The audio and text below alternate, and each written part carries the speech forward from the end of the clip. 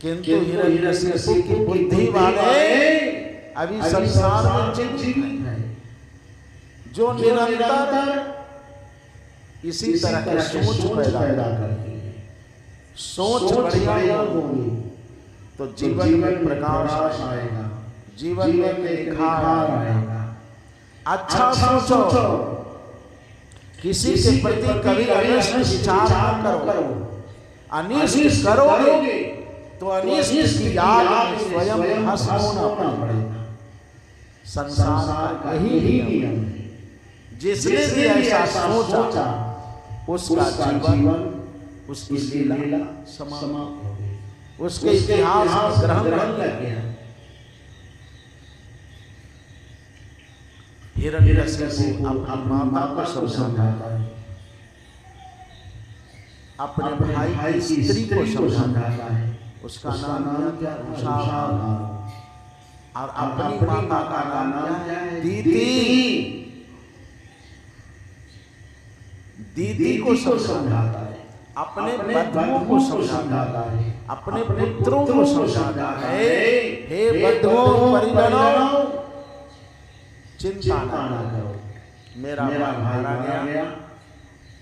ऐसा नहीं होता है। अपने परिजनों को आत्मज्ञान की शिक्षा दे रहा है, दूसरों को तो शिक्षा दे किंतु अपने जीवन में न उतारे। ये तो सबसे भारी दोष है।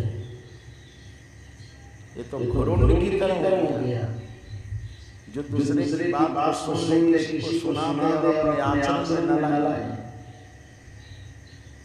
इसलिए हिरण्यकशिपु कहता है कि पति च्युतम तिष्ठति स्थिरचितम जमराज कहते हैं, क्योंकि जब रो रहा था अपने परिजनों के लिए, हिरण्याक्ष के लाश को जलाने की इच्छा नहीं थी। इतना प्रेम था उस शरीर में, सूर्यास्त होने वाला है। उसके परिजन छाती पीट करके रो। जमराज 5 वर्ष का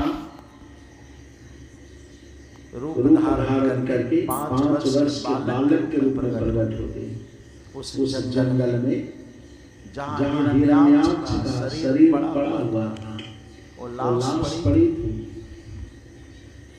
जमराज ने बहुत समझाया उसके परिजनों को, क्या आगे क्रिया करो, संस्कार करो, जो जीवात्मा भाव चला गया।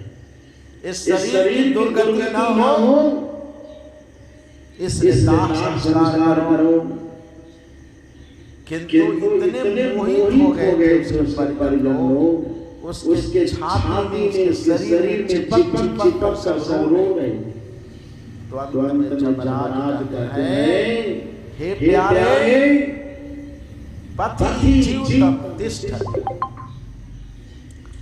रक्षितम गृहे स्थितम तद्विहतम विनश्यति जीवन्नाथो तदीक्षितो वने गृहे गुप्तो जीवति भूतानां संपाः प्रपायामि वसुप्रते दैवैककृतानां मुनीतानां स्वकर्मभिः।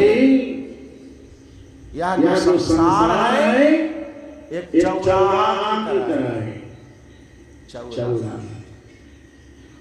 इसको अच्छा मत मानो, ऐसा न समझो कि संसार छोड़ करके हम कभी जाएंगे नहीं।